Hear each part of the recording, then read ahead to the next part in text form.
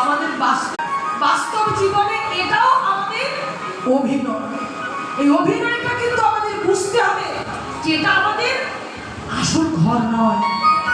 নরেনকে বলেছিল, নরেন চলে তো যাবো, যাবার বেলায় এমন কাঁদো কাঁদো বদলে আমার বিদায় দিবি।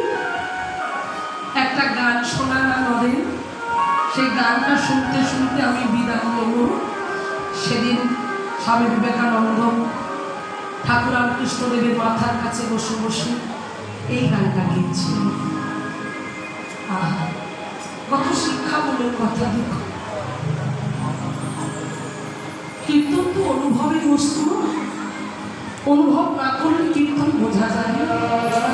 সেদিন গিয়েছিলেন এই গানটা, জীবনের পরিবর্তনের গান আর ফিরে যাবার গান।